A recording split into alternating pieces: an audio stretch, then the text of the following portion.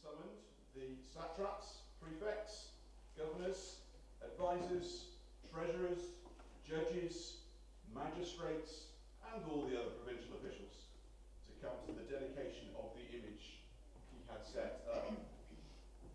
So, the satraps, prefects, governors, advisors, treasurers, judges, magistrates, and all the other provincial officials assembled for the dedication of the image that King Nebuchadnezzar had set up, and they stood before it.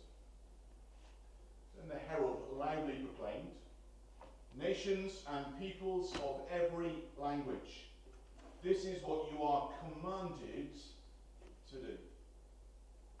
As soon as you hear the sound of the horn, flute, zither, lyre, harp, pipe, and all kinds of music, you must fall down and worship the image of gold that King Nebuchadnezzar has set up.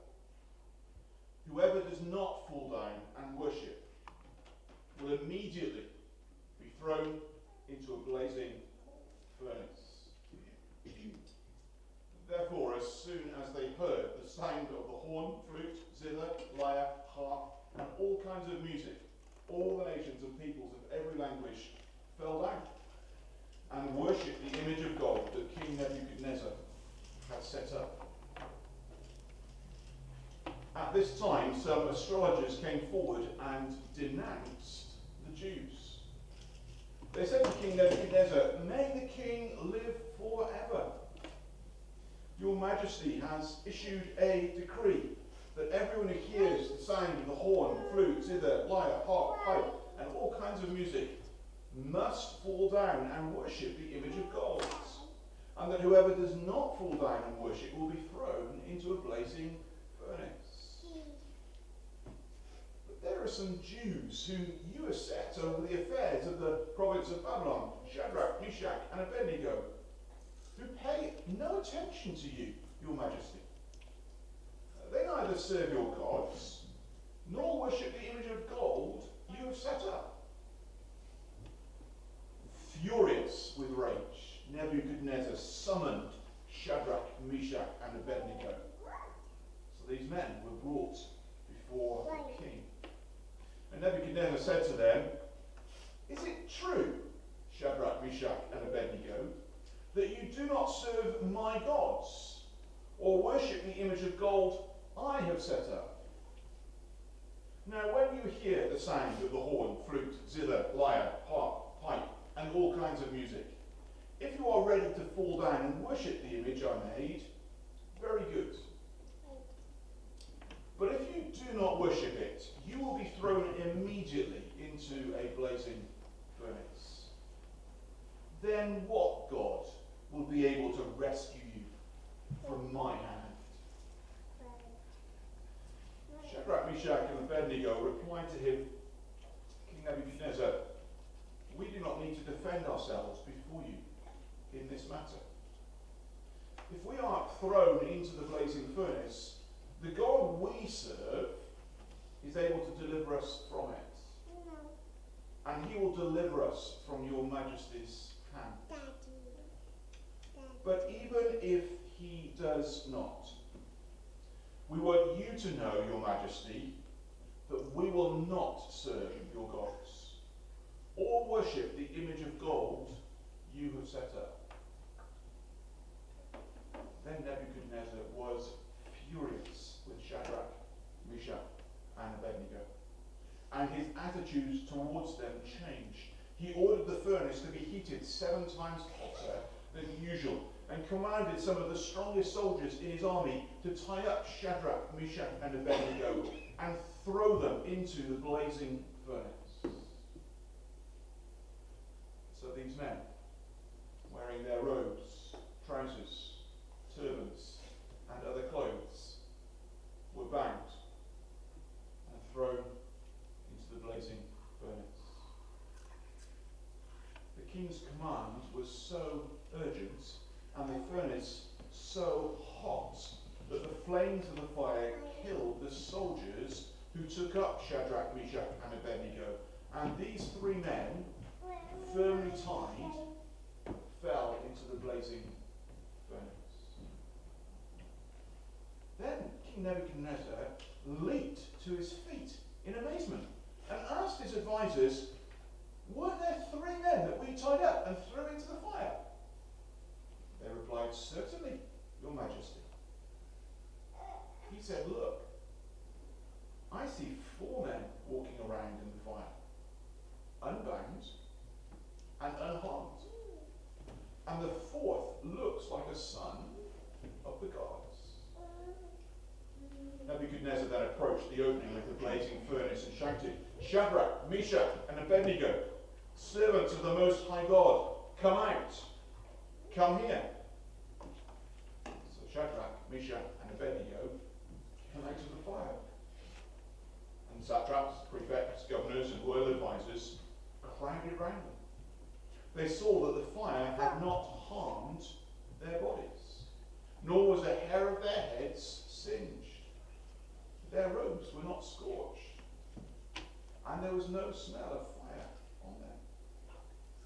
Then Nebuchadnezzar said, "Praise be to the God of Shadrach, Meshach, and Abednego, who has sent his angel and rescued his servants.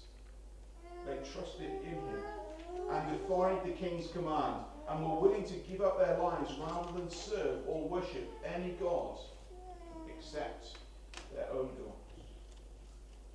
Therefore I decree that the people of any nation or language who say anything against the God of Shadrach, Meshach, and Abednego be cut into pieces, and their houses be turned into piles of rubble.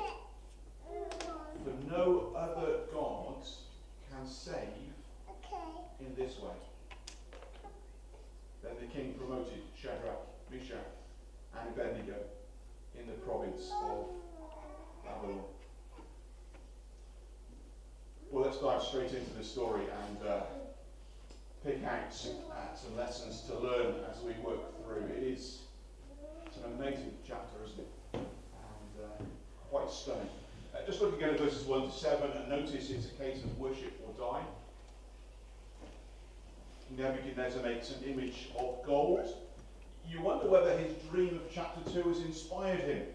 In chapter 2 he had a dream, do you remember, of an image, and the head and shoulders were of gold, and Daniel was given the interpretation of the dream and was told that head and shoulders represented Nebuchadnezzar. Maybe he's got ahead of himself and thought, well, I'm the greatest of the next few kingdoms, and so let's make a statue of gold and call people to worship it. And then can you see the pressure building as he puts this statue up? Look at who he invites. It's a long list, but it keeps getting repeated through the chapter. I do remember as a kid in Sunday school thinking, this chapter goes on forever, and they keep repeating everything loads and loads of times, and the poor person trying to read has got all these words to get right. But you get the impression, don't you? Everybody who is anybody who is there. Even down to the local governors, the parish council, if you like. Everybody is there. All the important people. And as they gather to admire the statue, suddenly the command rings out. Here is what you are commanded to do. When the music starts, you fall down and worship. And by the way, if you don't, you die. It's a staggering scene, isn't it? And the pressure that is put upon all those who are there to conform. Not only is everyone important there, and if you want to be important and make your way in the empire, you are going to have to fit in. Not only is everybody there, and therefore, if you didn't go with everyone else, you're going to really stand out. But if you don't bow, you're going to die. It's not surprising, is it, that you read that when the music started, they were all on the floor. You can understand why even those who might not have been committed to Nebuchadnezzar's gods or this image are there on the deck, because everyone else is. And because if you don't, you die. Worship or die. And then, having been told that everyone did, suddenly the scene shifts in verse 8, as we realise that some worshipped and died. Verses 8 to 18. These faithful Jews are denounced for ignoring the king. Jealous satraps and, let me get the titles right here, in verse 8, astrologers come forward and denounce the Jews. Now just think about this for a moment. What happened in chapter 2, Nebuchadnezzar had summoned all of these astrologers and said, I want you to interpret my dream. And they said, yeah, we'll do that, tell us the dream. He said, no, I want you to tell me the dream and the meaning, and if you don't, you're dead. You get the feeling that Nebuchadnezzar's used to saying these sorts of things, don't you? And the only reason these guys are still alive is because Daniel's God told him the dream and the interpretation, and he told it to Nebuchadnezzar, and these guys are still alive. And yet, despite that, they're now coming and denouncing these Jews. You'd have thought they might have been more grateful. But there is this animosity towards the people of God. And when Nebuchadnezzar hears that some people have not bowed, he flips his lid, he blows his top, he is furious with rage, and demands them brought to him straight away. And then he threatens them. Look, I'm going to give you a second chance. When the music plays, you bow. But if not, you'll burn. And notice what he says in verse 15, as he throws down the challenge. And if I throw you in the furnace, then what God can rescue you from my hand? You will be without hope. There is no God who can save you from the fire. He challenges their theology as he makes this claim that no one can rescue them from the hand of mighty Emperor Nebuchadnezzar.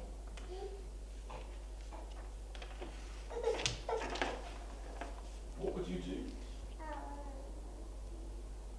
You were standing in the sandals of Shadrach, Meshach, and Abednego. What would you have done? Before this furious king, who seemed intent on burning people, they answer boldly. We don't need to defend ourselves in this matter. Can you see verse 16? The God we serve, the God we worship, actually can save us from your fire. You're wrong, king. There is someone who can deliver us. And he can deliver us from your hand. You are mighty, the fire is terrible, but our God can deliver us from both of those things. That's confidence, isn't it? That's certainty. But then in verse 18, alongside that boldness, there is a strange humility. But even if he does not, he can. Thoroughly committed to that belief. We don't know that for certain, because he's God and we're not. So it may be that he chooses not to. And in that eventuality, even if he chooses not to rescue us from the fire, we want you to know, your majesty, that we're not serving your gods. And we're not bowing down to your idol. Regardless of what you command, and regardless of what you threaten. I wonder what their heart rate was doing as they were saying those things. A staggering boldness, isn't it? And a staggering confidence, and yet a due humility. But that confidence and that boldness just sends Nebuchadnezzar off on another furious rage. He's clearly quite used to getting his own way, not used to anybody entering his commands, and he blows into another rage, and he demands that the furnace is turned up, and then the men are thrown in.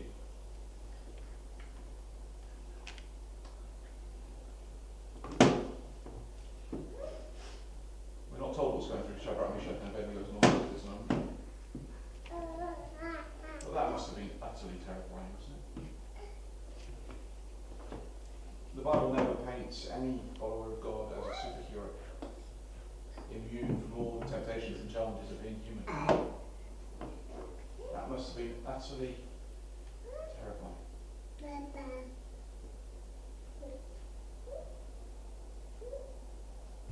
Worship will die.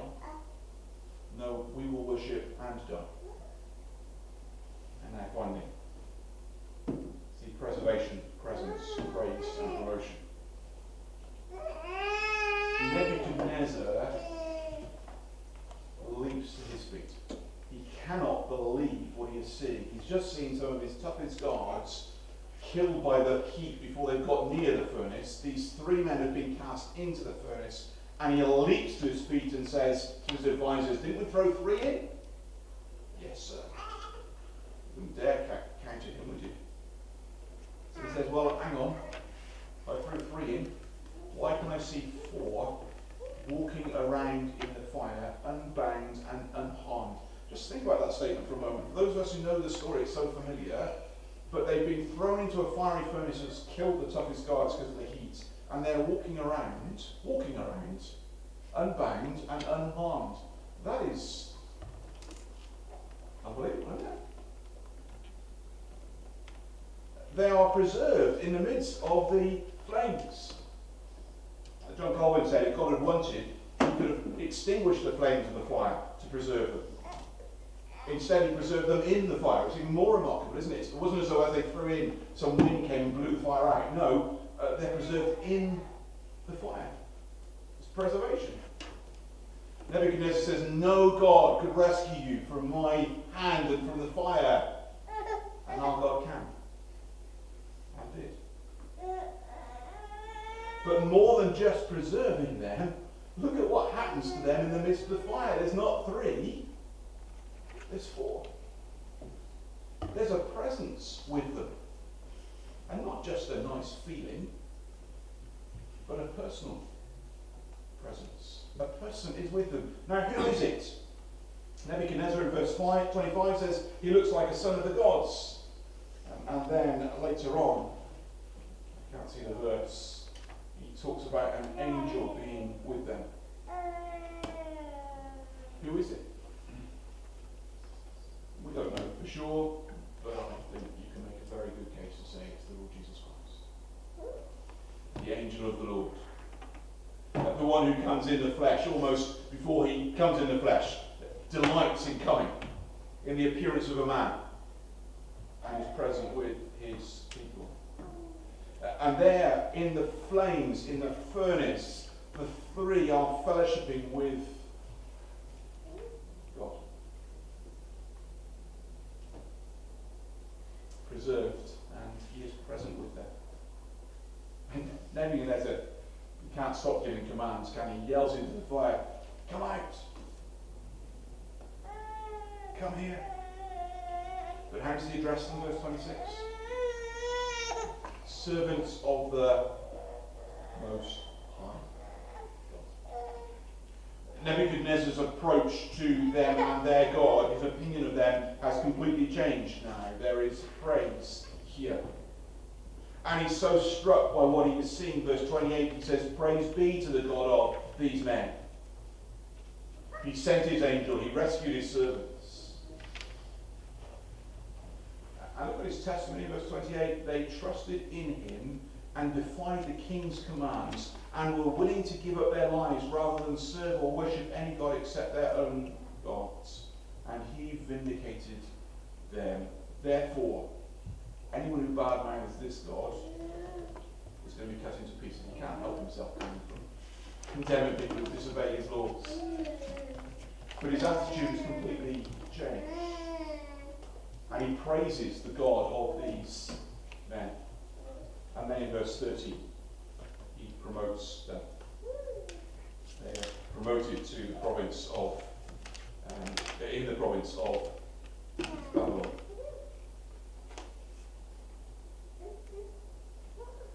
They're preserved. The Lord is present with them. It leads Nebuchadnezzar to praise the living God. And they receive a promotion. It begs the question, doesn't it? Can we expect the same? of Hebrews in chapter 11, these men are referred to. Those who stopped the mouths of lions, those who survived in the furnace. But in that same chapter, it also mentions those who were sawn in two. God is able to do this. He doesn't do it for everybody. So how do we face the trials? How do we cope when the pressure is on to bow? How do we cope when others are furious with us because of our faith? How do we stand when the pressure is on? How do we cope, keep going when we might be rescued and we might not? Well, as the writer of the Hebrews looks back over those who were and weren't, his conclusion is, therefore, let us run with perseverance the race marked out for us, fixing our eyes on Jesus, the pioneer and perfecter of faith. For the joy that was set before him, he endured the cross, scorning its shame, and sat down at the right hand of the throne of God. Consider him who endured such opposition from sinners, so that you will not grow weary and lose heart. This story of Daniel 3 is such an encouragement to us. But for us to stand like that, the New Testament says, to us on Jesus. Don't take off him. He is our confidence and hope, and that's how we pass through the fire, even today. We're going to sing a prayer before we eat together, and then we're going to discuss some of these things after food. And it's that longing that we might have a closer walk with God, that we might experience his presence in the flames, for a closer walk